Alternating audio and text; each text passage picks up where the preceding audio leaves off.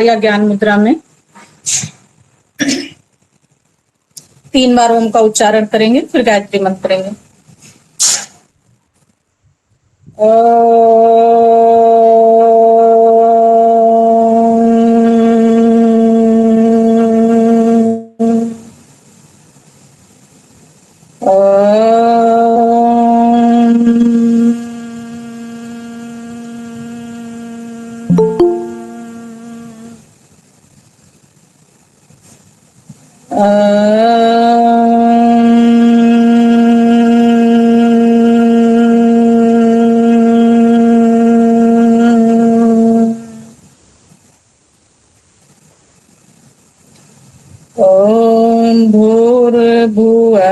स्वः तत्सवितुर्वरेण्यं वर्गो देवस्य धीमहि धियो यो नः प्रचोदयात्। दोनों हाथ पूरा करेंगे।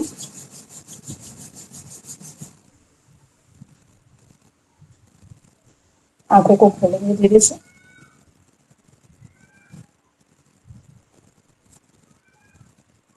ऑडियो और वीडियो क्लियर है? मेरी वॉइस क्लियर है? जी मैम। स्टार्ट करें। सभी लोग पीडीएफ ओपन कर लिए हैं।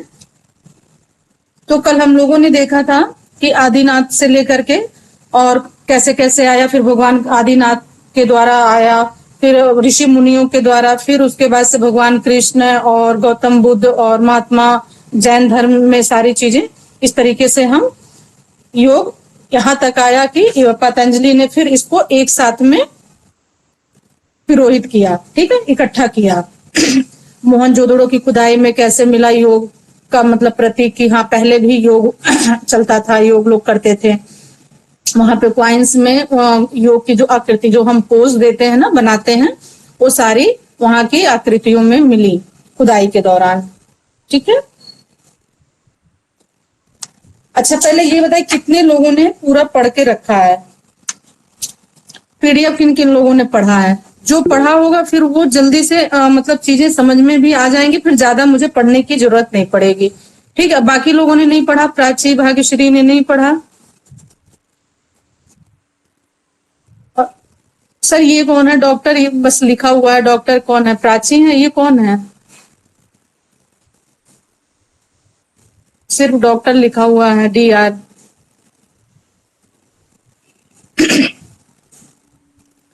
चलिए यहाँ कहाँ तक हो गया था? 20वीं सदी में पतंजलि ने वेद बिखरी योग विद्या को फिर एक रूप में वर्गीकृत किया था, संग्रहित किया था। नेक्स्ट देखेंगे पारंपरिक योग के प्रकार।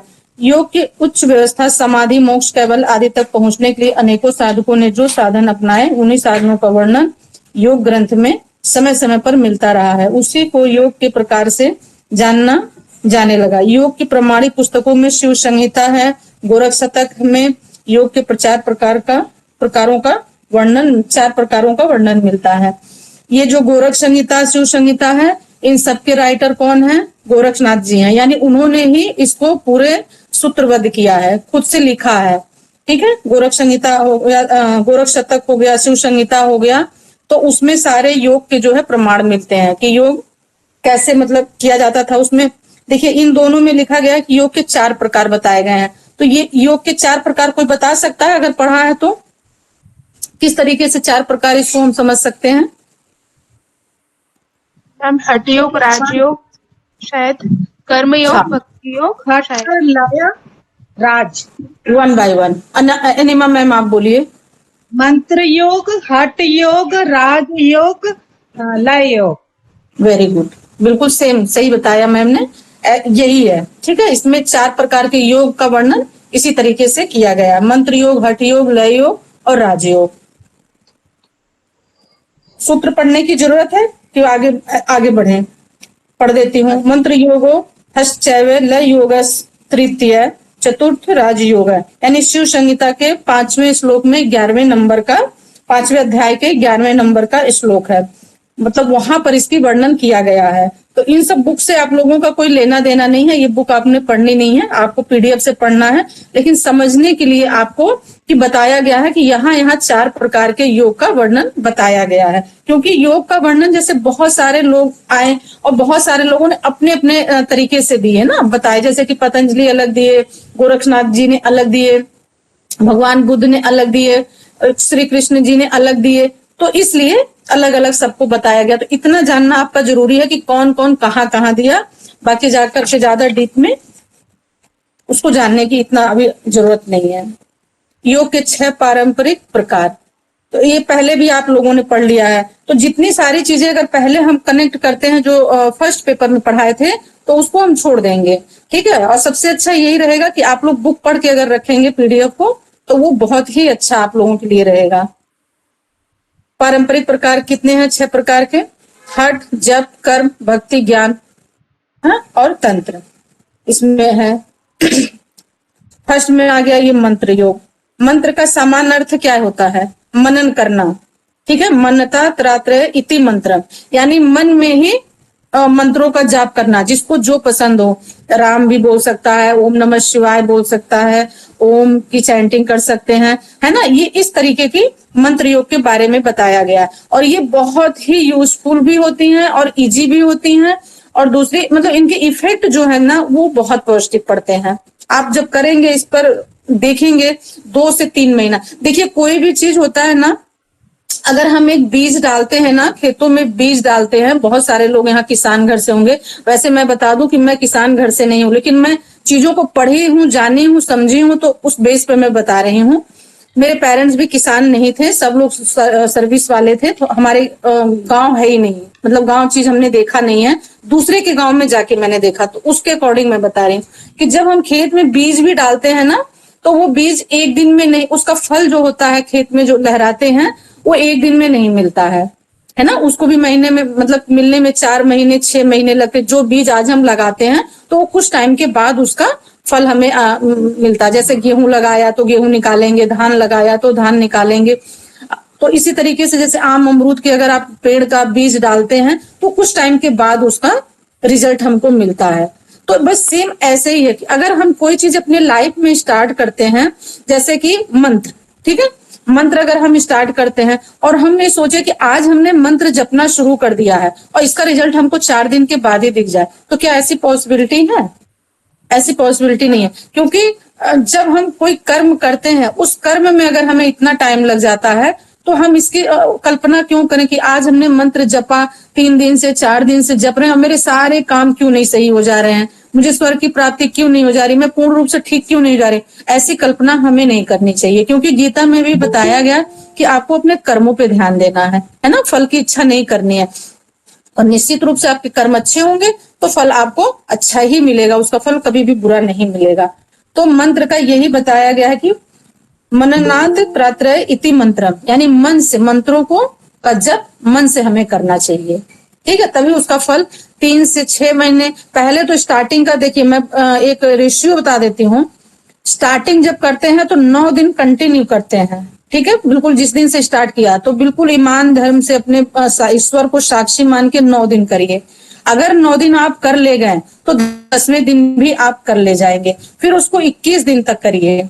जब 9 डेज आपका कंप्लीट हो गया कि हाँ मैंने बिल्कुल श्रद्धा के साथ में बिना आलस, बिना विघ्न, बिना किसी चीज के मैंने 9 दिन अगर किसी चीज को कंटिन्यू किया है, तो ये हम 21 डेज भी कर सकते हैं। और फिर 21 डेज अगर आप कर ले जाते हैं तो इसको फिर 90 डेज में कन्वर्ट कीजिए, 3 महीने में कन्वर्ट कीजिए। और 3 महीने से लेकर के फिर 6 महीने, फिर 9 महीने, ऐसे ऐसे करके अगर आप देखते हैं, करते हैं, तो निश्चित रूप से इसका फल आपको पॉजिटिव ही मिलेगा, ठीक है। पार करने वाला मंत्र है। मंत्र योग का संबंध मन से है। मन को इस प्रकार परिभाषित किया गया है, मनन इति मना, ठीक है। जो मनन चिंतन करता है वही मन है। मन की चंचलता का निरोध मंत्र के द्वारा करना मंत्र योग है। मंत्र योग के बारे में योग तत्वोपनिषद में वर्णन इस प्रकार से किया गया है। योग तत्वोपनिषद, ये उपनिषदों की भी बात यहाँ पर बताई जा रही है कि जैसे कि स्टार्टिंग में भी हमने 2 दिन पहले ही बताया था, कल भी बताया था कि जितने भी हमारे मतलब इतनी अच्छी अच्छी जानकारियां जो हैं, जो योग के बारे में सारी चीजें ली गई हैं ग्रंथों के द्वारा, जो हमारे 4 ग्रंथ हैं, ठीक है, वेद, सॉरी ग्रंथ नहीं, वेदों से जो हमारी ली गई हैं, वो फिर जा करके उपनिषदों में वो कन्वर्ट हो गई हैं। क्योंकि वेद का अर्थ क्या है? उपनिषद। वेदों का अंतिम सार ही उपनिषद है, ठीक है। तो उपनिषद में उसको निचोड़ करके लाया गया है, क्योंकि वो चीजें पढ़ना इतना आसान नहीं था सभी के लिए। ग्रंथ वेद पढ़ना सभी के लिए आसान नहीं था, लेकिन जब उपनिषद में वो कन्वर्ट हो गया, चीजें सार उसकी निकल के आई, कंक्लूजन निकल के आया, तो वो चीजें थोड़ी सी इजी हो गई। तो वहां पर बताया गया है योग तत्वोपनिषद में, योग सेवन्ते साधका नामा, यानी किस तरीके का साधक किस तरीके का योग कर सकता है। अल्प बुद्धि साधक मंत्र योग सेवा कर सकता है। अल्प बुद्धि मतलब जिनके पास थोड़ी सी अभी हम लोग उसी स्टेज में आएंगे, ठीक है, हम लोग जितने साधक हैं उसी स्टेज में आएंगे, यानी कम बुद्धि वाले। हम लोग के पास बहुत ज्यादा तीव्र बुद्धि नहीं है, ठीक है। तो हम लोग क्या कर सकते हैं, मंत्र का, ये हमारे लिए सबसे इजी तरीका होगा मंत्र जप का, क्योंकि बहुत सारी बड़ी बड़ी चीजें हम लोग नहीं कर सकते हैं। तो सबसे अच्छा इजी तरीका मंत्र जप करना, ठीक है। तो अल्प बुद्धि साधक मंत्र योग सेवा करता है, अर्थात मंत्र योग में अन्य साधकों के लिए है जो अल्प बुद्धि है। अल्प बुद्धि मतलब वही हो गया निम्न कोटि के साधक, स्टार्टिंग जिनकी होती है, जैसे कि हमारी या आपकी जर्नी जब स्टार्ट होती है। अल्प बुद्धि मतलब वो मंद बुद्धि वाला नहीं, आप समझ लेना, ठीक है। मंत्र से ध्वनि तरंगे पैदा होती हैं। मंत्र शरीर और मन दोनों पर प्रभाव डालता है।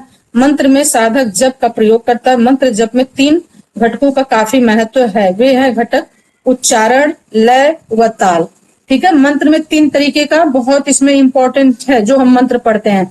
आप जब उच्चारण करते हैं ना, तो देखेंगे आपके भी बॉडी में कितने सारे वाइब्रेट होते हैं, और वो बिल्कुल लय में होने चाहिए। जैसे ओम चैंटिंग हम करते हैं या गायत्री मंत्र का जप करते हैं, तो एक वो लयबद्धता में होनी चाहिए। ऐसा नहीं कि एक वर्ड अभी बोला, एक वर्ड थोड़ी देर बाद बोला, बीच में कुछ और बोला, फिर ऐसा नहीं होना चाहिए, बिल्कुल लयबद्धता के साथ में। और ताल मतलब इन तीनों चीजों का उच्चारण, लय और ताल, इन तीनों का सही अनुपात होना चाहिए।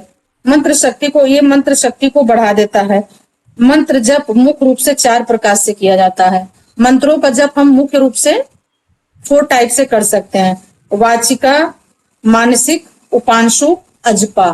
वाचिका होता है जो हम सारी पढ़ते हैं ना, जैसे हनुमान चालीसा हो गया, रामायण हो गया, गीता हो गया, जो हम इसको पढ़ते हैं वो हमारा हो गया वाचिक, ठीक है। मानसिक चीजें क्या हो गई, उसी को हम मन से पढ़ते हैं, मन में मतलब उसको रिपीट करते हैं।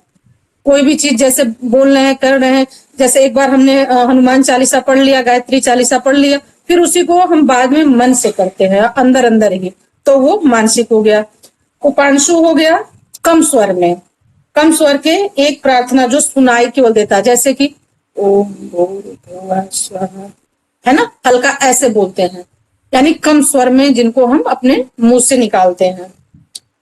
दूसरा हो गया अजपा, चौथा हो गया अजपा।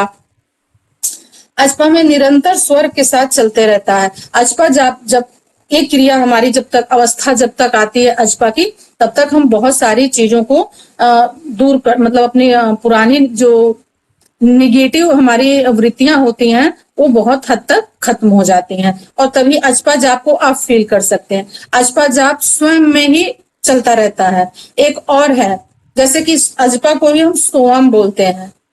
हो सकता है कि आगे आए, इसमें अगर आप पढ़ते हैं डीप में आए, और नहीं कहीं भी पढ़ेंगे तो सोहम, ठीक है, ये भी वही है, ओम प्रणव का ही रूप है, और अजपा वही सेम है। तो सोहम जो होता है ना, जैसे कि हम जो सांस ले रहे हैं हर वक्त, तो स की आवाज आ रही है, म जो म निकल रही है ना, वो बाहर मतलब निकल रही है ईश्वर के रूप में, ठीक है। तो सोहम, ऐसा हम हमेशा करते रहते, लेकिन हम उस चीज को पकड़ नहीं पाते। क्यों नहीं पकड़ पाते? क्योंकि इतना डीप, इतनी बारीकी में हम जाते ही नहीं अपनी लाइफ में, है ना। क्योंकि हमें तो दुनिया का आडंबर देखना है कि किसके घर में कौन सी खिचड़ी आज पकी है ना, हमें उस टाइप का देखना है, तो हम अपनी चीजों को कभी नहीं देख पाएंगे।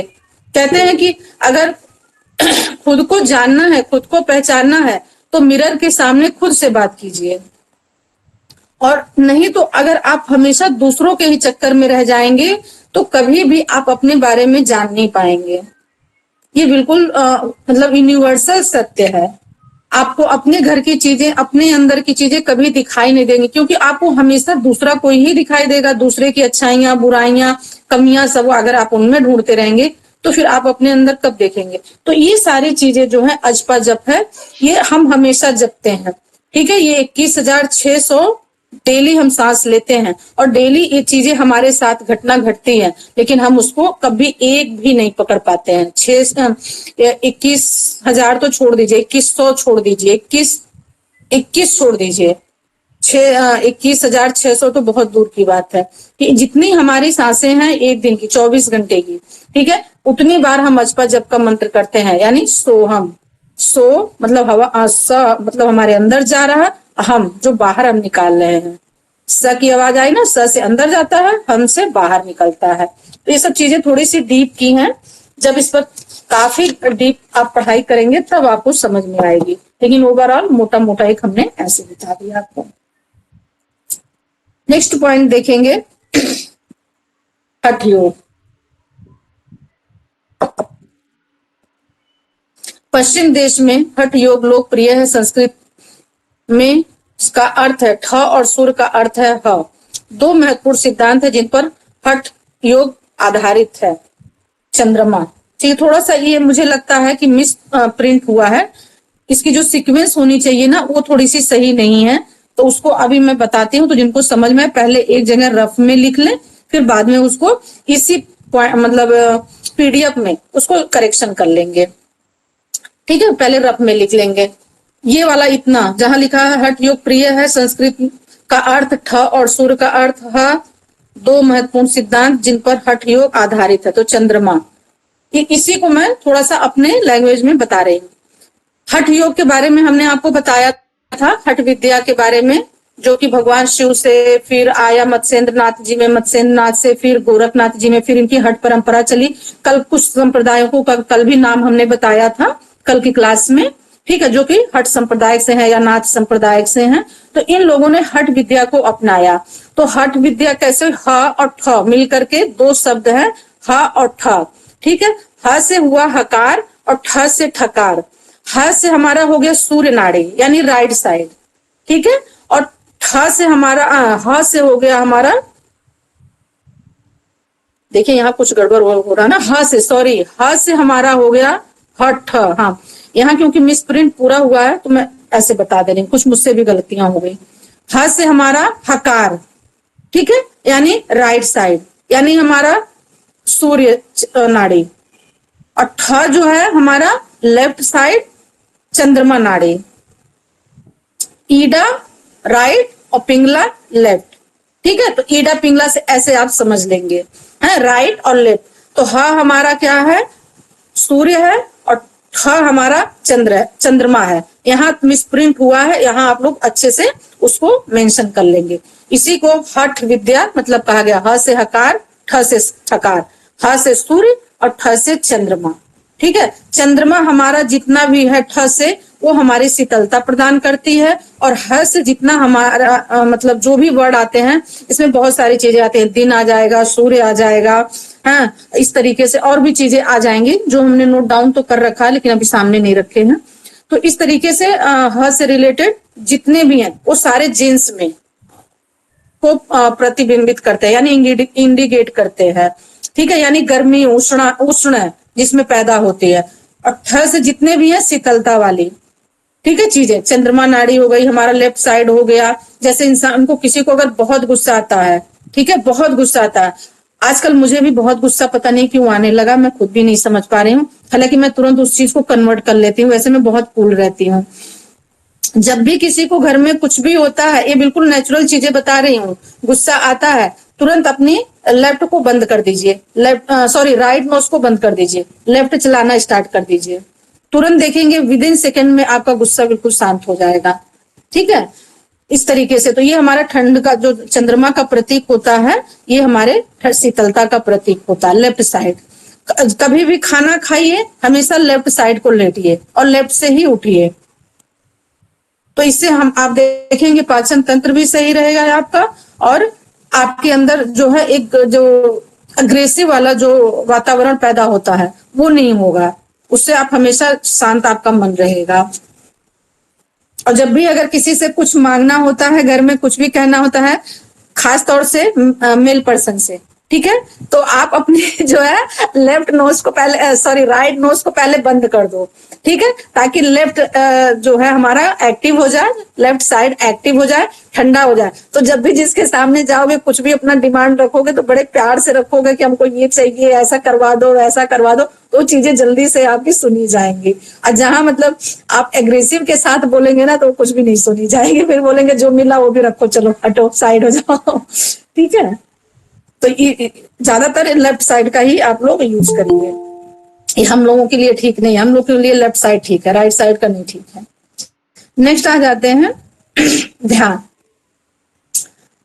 ध्यान में ऐसी स्थिति के आसन ढूंढना जो आपके लिए सबसे आरामदायक है और जिसमें आप ध्यान करते समय लंबे समय तक टिक सके। बहुत से लोग पद्मासन को ध्यान के लिए विशेष रूप से अच्छा मानते हैं। जब भी हम ध्यान की स्थिति में बैठते हैं, आपको फर्स्ट पेपर में ही पढ़ाए थे कि 5 मिनट से लेकर के 30 मिनट तक, है ना, 30 मिनट तक, और फिर नहीं 30 मिनट से लेकर के 3 घंटे तक का। तो 3 घंटे तो खैर आप लोगों के बस की बात नहीं, वो हमारे भी बस की बात नहीं है। जो चीजें नहीं है वो बिल्कुल फैक्ट है, क्लियर है, ठीक है। हम में से कोई भी इतना बड़ा योगी नहीं है कि वो 3 घंटे बैठ करके आसन कर सकता, वो केवल हठ योगी ही कर पाएंगे, हम लोग नहीं कर पाएंगे। लेकिन आधे घंटे 45 मिनट्स या 1 घंटे मैं तो बड़े आराम से बैठ लेती हूँ, अपनी बात बता रही हूँ। 1 घंटे भी मेरे लिए कोई बड़ी बात नहीं है। ये हो गई है प्रैक्टिस, अब धीरे धीरे करते करते प्रैक्टिस में आ गया है। लेकिन इस समय का कुछ ऐसा चल रहा है कि 45 मिनट्स में ही हो जाता है, तो सारा काम हो जाता है। जितना हमें चाहिए उतना मैं अपना कर लेती हूँ 45 मिनट्स में। तो एक आसन में बैठे रह सकते हैं। तो आसन ऐसा चुनना है कि जिसमें आप कंफर्टेबली बैठ सके ध्यान के लिए। ऐसा नहीं कि ध्यान लगा रहे तो कभी इधर खुजली हो रहा है, कभी प्यास लग गई, कभी अगर एक मच्छर भी आ गया मस्त तो उसको लगे मारने, ये सब कुछ भी नहीं करना। ध्यान का मतलब ध्यान काटने दीजिए, पिटने दीजिए, कुछ भी करने दीजिए।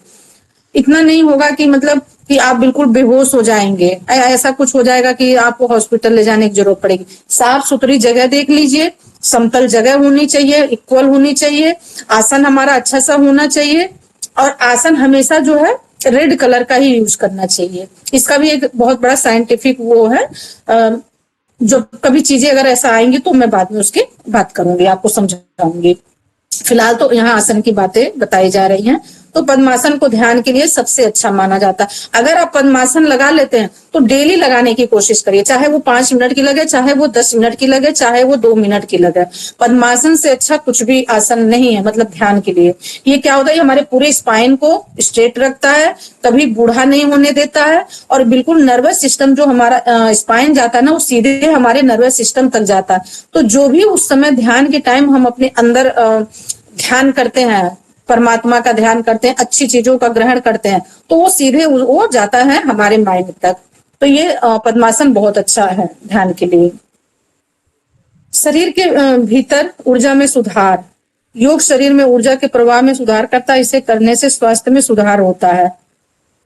ये सारी पता है, ठीक है। योग करने से हमारे शरीर में ऊर्जा का लेवल बिल्डअप होता है और उससे हमारे बॉडी में सुधार होता है, ये तो सबको पता है। ह और ठ का देखिए इतना मैं पढ़ा दे रही हूँ, इसके बाद जहां भी कॉन्सेप्ट आएगा ह ठ का फिर मैं नहीं पढ़ाऊंगी, क्योंकि इसको आप पढ़ लेना। ह का अर्थ है सूर्य तथा ठ का अर्थ है चंद्र, बताया गया जो कि अभी मैंने बता दिया। सूर्य और चंद्र की समान अवस्था हठ योग है। शरीर में कई हजार नाड़ियां हैं, उनमें से 3 प्रमुख नाड़ियों का वर्णन किया गया। शरीर में वैसे जितना है तो बहुत सारी नाड़ियां शिव संहिता में बताई गई हैं, 3,50,000 नाड़ियां, ठीक है। और देखा जाए तो ओवरऑल हमारी बॉडी नाड़ियों से ही बना है। नाड़ियां हमारे बॉडी में जगह जगह पे हैं, कहीं भी आप देखेंगे तो नाड़ियां ही आपको मिलेंगी, ठीक है। तो अलग अलग ग्रंथों में अलग अलग तरीके से बताया गया कि हमारे बॉडी में कितनी नाड़ियां हैं। नाड़ियां से आप सब लोग समझ रहे हैं ना, ठीक है।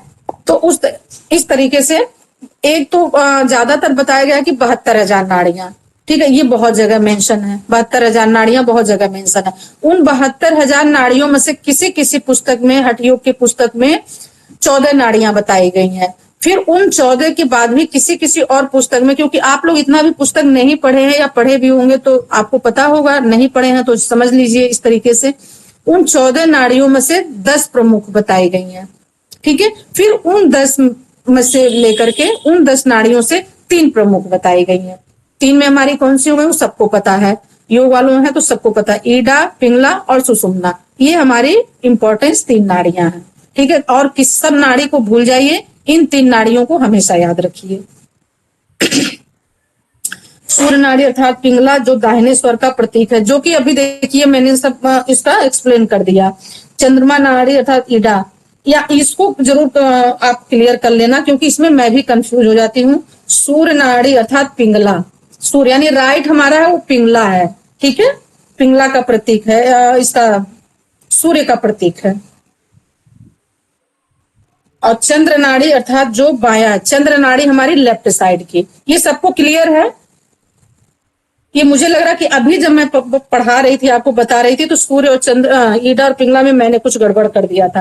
पिंगला बताया था, हाँ वही मैं बोली, मुझे कुछ ऐसा लगा कि मैं लेफ्ट बताया था, पिंगला लेफ्ट और ईडा हाँ, ये इसमें मुझे थोड़ा कंफ्यूज हो जाता है, अभी भी कंफ्यूज हो जाता है ईडा और पिंगला में, और दाहिना बाया में हो जाता है मुझे, तो इसलिए मैं राइट लेफ्ट ज्यादातर इसको मैं बोलती हूँ, हो जाता है। ये बहुत सारी चीजों में कई लोगों को कंफ्यूजन हो जाता है, तो इसको आप सही कर लेंगे। ठीक है, अपने अकॉर्डिंग कर लेंगे। चंद्र नाड़ी हमारा जो है वो ईडा है, क्या है, ईडा है कि पिंगला है, फिर देखो मैं भूल रही हूँ, ईडा है, ईडा है, हाँ ईडा है। इसको आप अपने उसमें लैंग्वेज में, अपने ही पीडीएफ में ऊपर में इतना स्पेस है, वहां पर आप इसको मेंशन कर लेंगे। प्रतीक है, इन दोनों के बीच तीसरी नाड़ी सुषुम्ना है। सुषुम्ना पता है ना, कहां से कहां है हमारी सुषुम्ना नाड़ी, वो सबसे बीच में हमारी होती है। इस प्रकार हठ योग का वह क्रिया है जिसमें पिंगला और ईडा नाड़ी के सहारे प्राण को सुषुम्ना नाड़ी में प्रवेश कराकर ब्रह्मरंध्र में समाधिस्थ किया जाता है। ठीक है, ये सारे हठ योग की क्रियाएं हैं, ये जो कि सबके बस की बात नहीं है। ये हठ योग के अकॉर्डिंग बताया जा रहा है कि ईडा पिंगला को इक्वल करके सुषुम्ना को हम ब्रह्मरंध्र, मतलब नाड़ियों के जितने हमारे चक्र हैं, ग्लैंड्स हैं, ठीक है, उनका भेदन करते हुए वो सीधे हमारे कहाँ जाती हैं, ब्रह्मरंध्र में जाती हैं, उनको में प्रवेश कराया जाता है। तो ये थोड़ा सा जो विद्याएं हैं ना, हठ विद्याएं, ये थोड़ा नहीं, ये बहुत टफ है।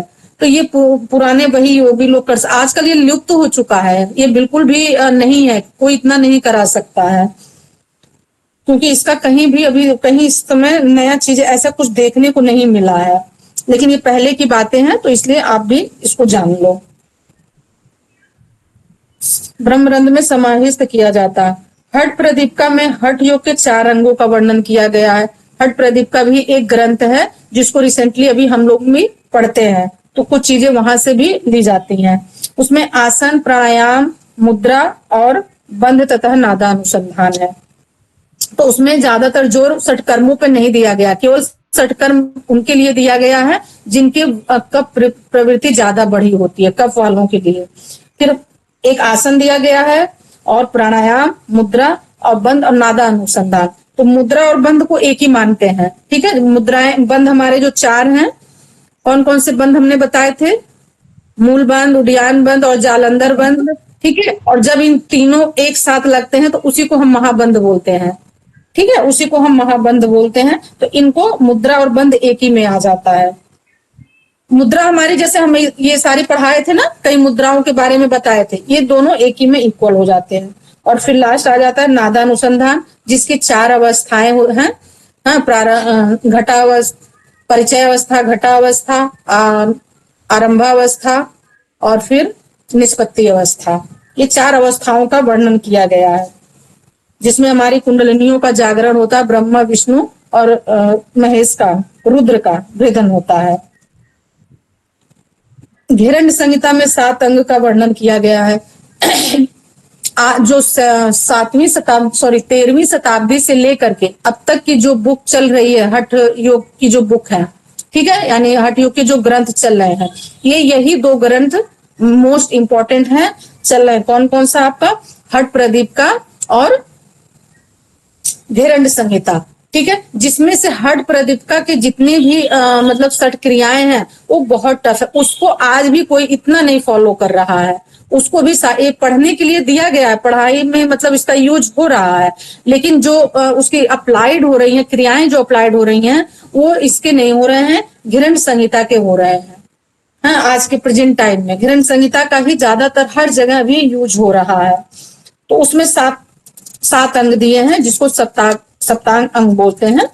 ऐसे देख लेंगे, आसन, प्राणायाम, मुद्रा और बंद तथा घेरंड संहिता में 7 अंग दिए, षट कर्म, आसन, मुद्रा बंद, प्राणायाम, ध्यान, समाधि। जबकि योग तत्व उपनिषद में 8 अंगों का वर्णन है, यम, नियम, आसन, प्राणायाम, धारणा, प्रत्याहार, धारणा, ध्यान और मध्याधरिम और समाधि।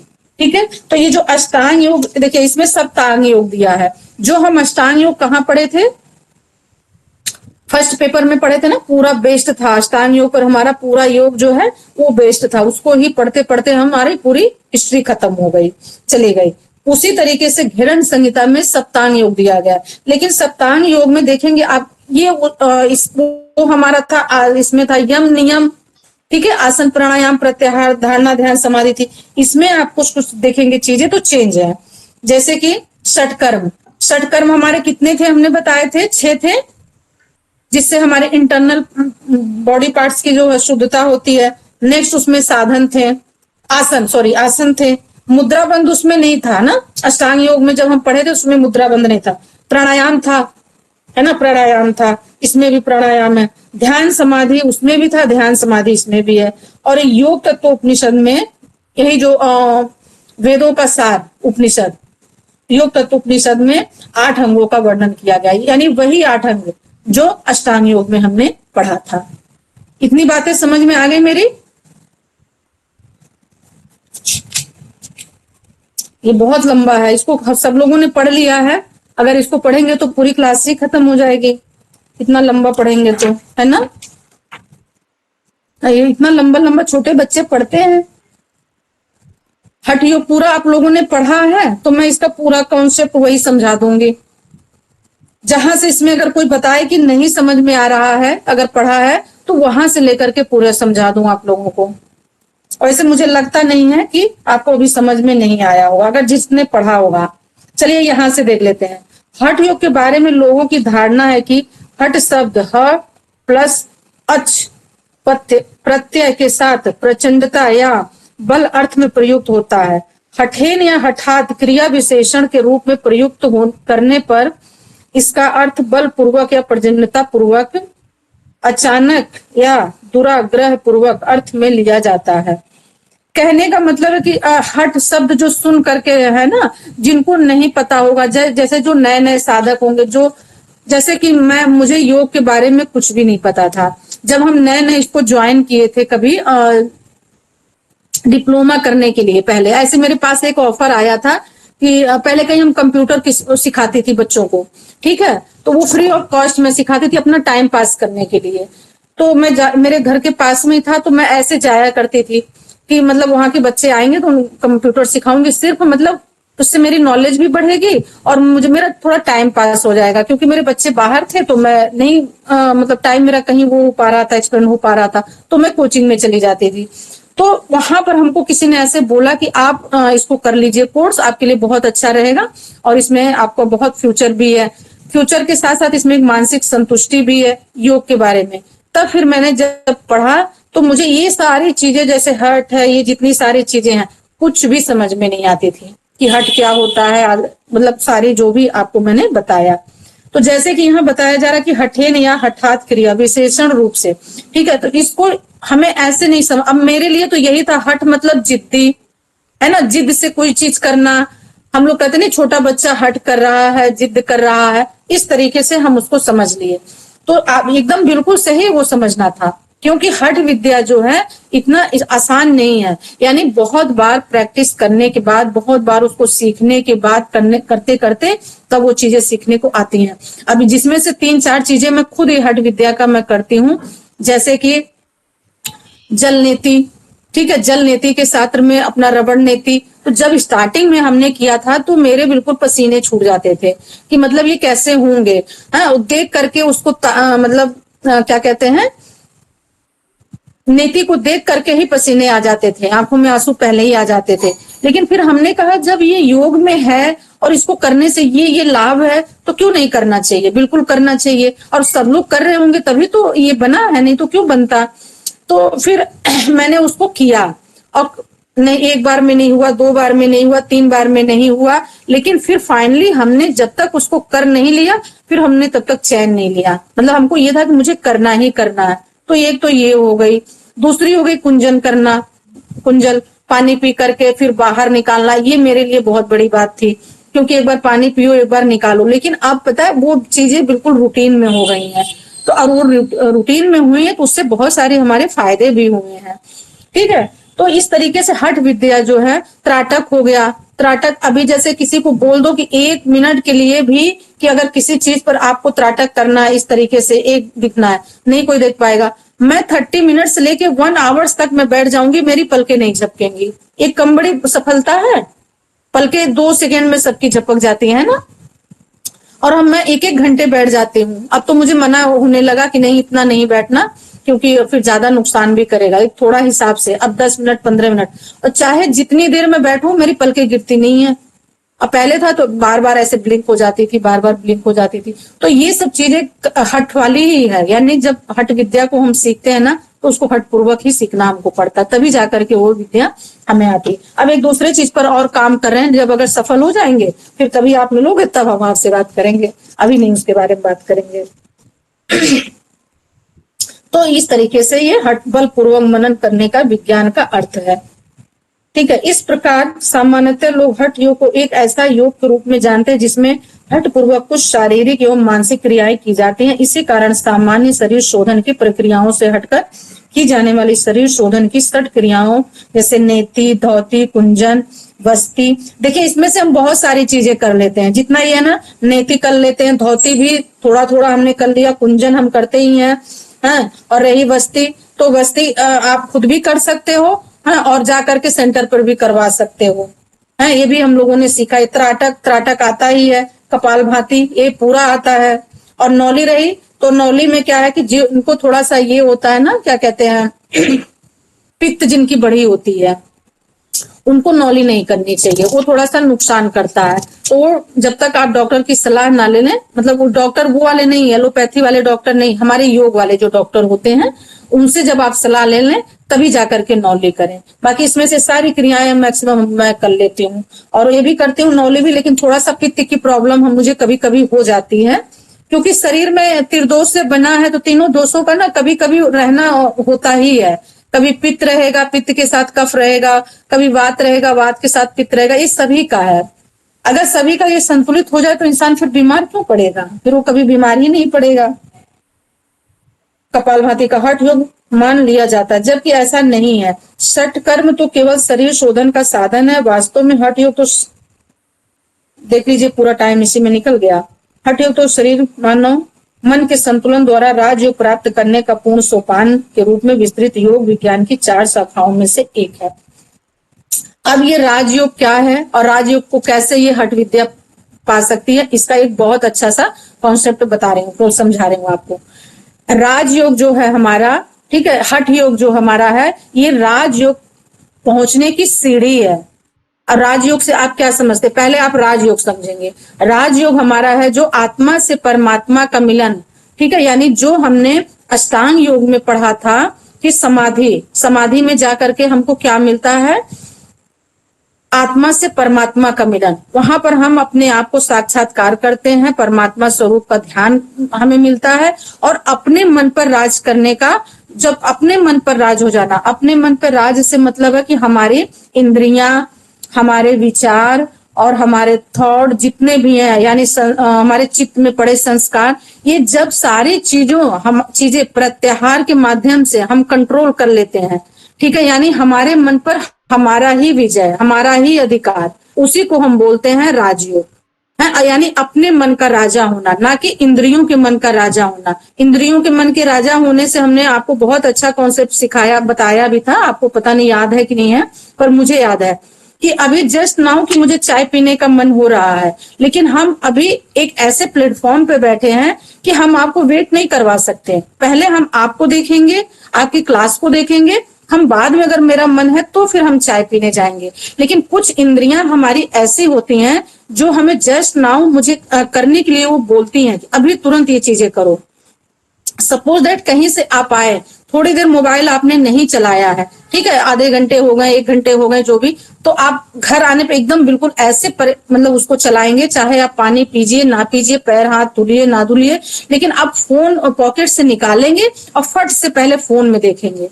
अब उस फोन में क्या ऐसा आ रहा है कि मतलब अमृत बरस रहा है, कि ऐसा कुछ पेरेंट्स से ज्यादा, अपने फैमिली से ज्यादा कोई प्यार देने वाला उसमें मिल गया है फोन में, या क्या मेरे ऐसी चीज, जीवन की ऐसी वस्तु मिल गई है कि अगर हम फोन चला लेंगे तो हमारी सारी पीड़ा दुख दूर हो जाएगा, है ना। ऐसा हम करते हैं, अक्सर हम लोग ऐसा करते हैं, ये मेरे भी घर में होता है, मुझे छोड़ करके बाकी मेरे भी घर में होता है ऐसा। तो नहीं उस चीज को हम कंट्रोल कर पा रहे हैं, तो हमने कहा चलिए ठीक है, जिस दिन जिसको समझ में आ जाएगी, क्योंकि ज्यादा हम किसी के पीछे भी नहीं पड़ सकते हैं, हम अपने पर कंट्रोल कर सकते हैं। तो इस तरीके से हम आने के बाद फोन कहीं भी रख दें, फोन हम तभी छुएंगे, फोन को हम तभी टच करते हैं जब मुझे बहुत ज्यादा यूज मतलब जरूरत हो, जैसे आपका क्लास लेना, मेरी क्लास खुद की लेनी, तभी जाकर के हम फोन को यूज करते हैं। अदरवाइज अनऑथराइज हम फोन यूज नहीं करते, क्योंकि मैं इसका साइड इफेक्ट भी जान रही हूँ और इसका बेनिफिट भी जान रही हूँ, ये चीजें मुझे अच्छे से समझ में आ चुकी हैं। तो मैं उसी हिसाब से, तो यही हमारा हो गया कि अगर हमने अपने इंद्रियों को वश में कर लिया, इंद्रियों के हिसाब से नहीं चले, अपने मन के हिसाब से चले, तो मन का राजा, ठीक है, अपने मन पर अपना राज करना, इसी को बोलते हैं राजयोग। मेरी बातें इतना किसको समझ में आई? फिर इसके आगे तो अब फिर थोड़ा सा लंबा कॉन्सेप्ट पड़ेगा, क्योंकि हठ विद्या का यहां तक पहुंचने का। ठीक है, अब वनिता जी को आ गई, सुमन जी आपको आई। अपने मन का राजा होना ही राजयोग कहा जाता है, ठीक है। आप लोग की भी इंद्रियां अगर कहीं भी कहती हैं कि जहां आपको आपका अंतरात्मा कहता है कि हमको यहाँ नहीं जाना है, तो आप उस चीज को अवॉइड कर दो, और इंद्रियां भी कह रही हैं आप जाओ, ठीक है। जैसे कि कहीं शादी का वो हो रहा, क्या कहते हैं, बैंड बाजे बज रहे हैं, ठीक है, बैंड बाजे बज रहे हैं शादी के, है, और वहां पर आपका बहुत मतलब डांस करने का मन कर रहा, बहुत डांस करने का, लेकिन आपको बहुत जरूरी काम है, आपको इम्पोर्टेंस काम है, ना कि वहां जाना मतलब डांस करना।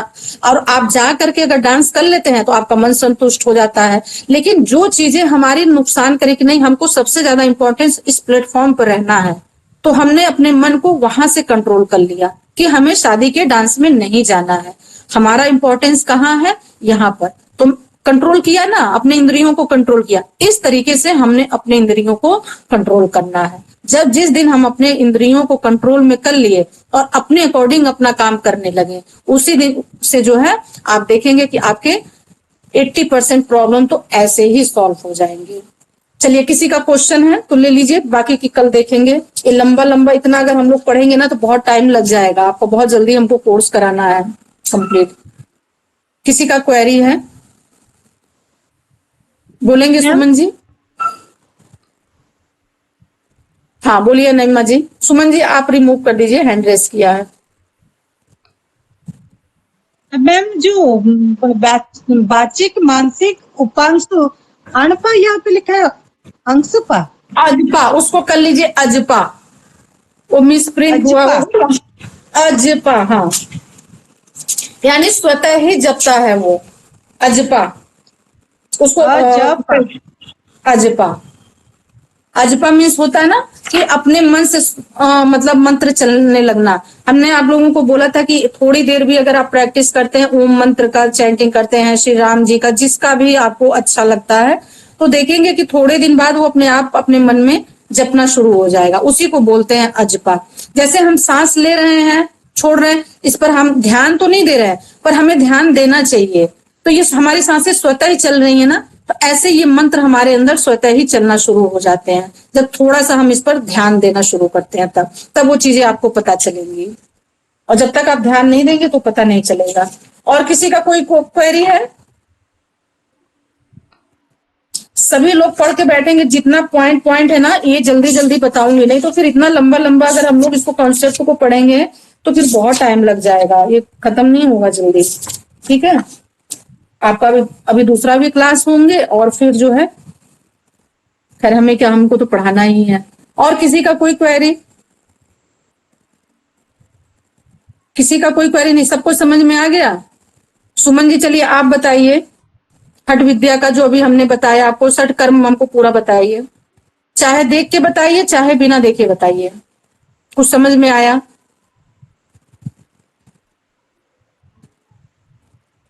अभी जो 6 क्रियाएं हमने बताई हैं वो कौन कौन सी बताई हैं?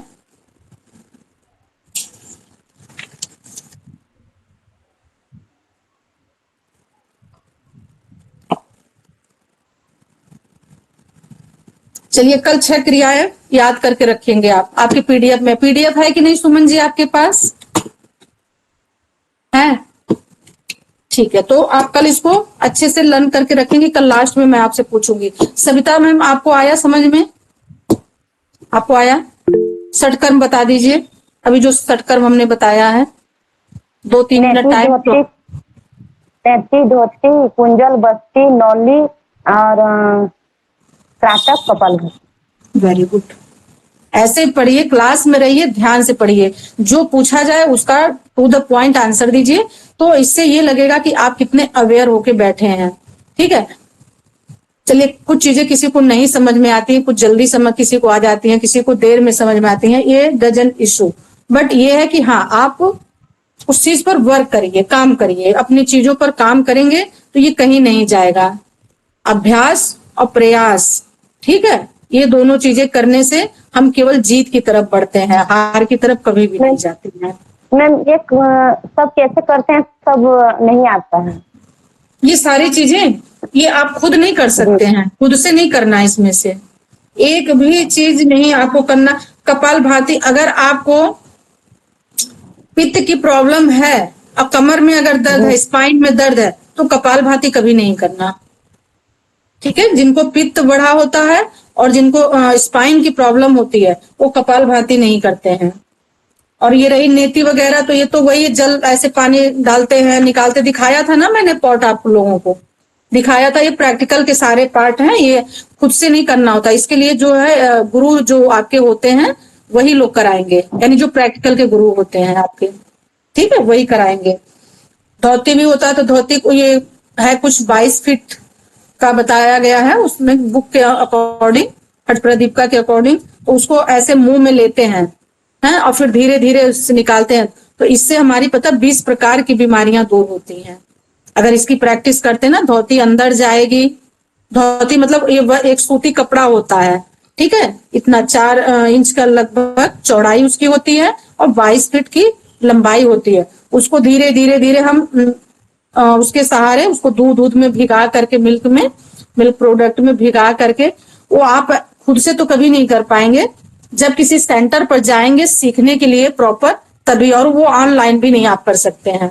ठीक है, उसको धीरे धीरे हम अंदर को खाते हैं, फिर जब थोड़ा सा रह जाता है ना कपड़ा, फिर बहुत धीरे धीरे धीरे उसको बहुत आराम से निकालते हैं। तो जितने भी हमारे अमाशय के अंदर, पेट के अंदर पूरी गंदगी है, और वो सारी चीजें ठीक हो जाती है, उससे हम 20 प्रकार की बीमारियां सही होती हैं उसको करने से।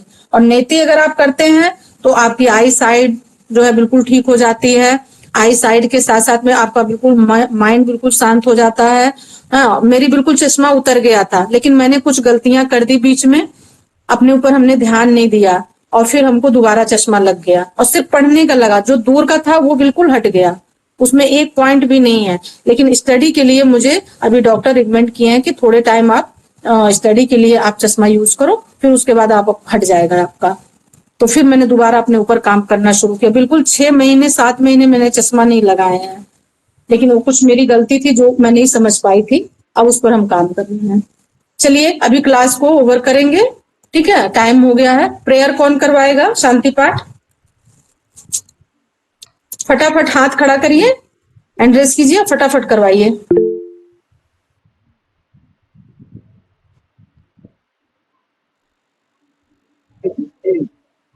दोनों हाथ नमस्कार की मुद्रा में, 3 बार ओमकार का जाप करेंगे।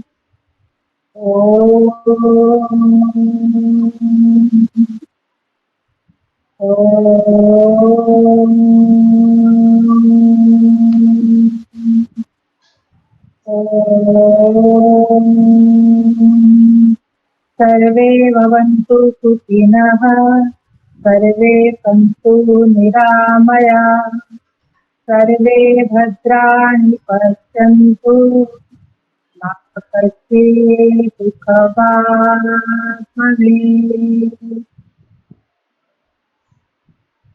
असतो मा सद्गमय, तमसो मा ज्योतिर्गमय, मृत्योर्मा मृत्युंगमय। ओम शांति शांति शांति। सर्वारिष्ट सुशांति भव।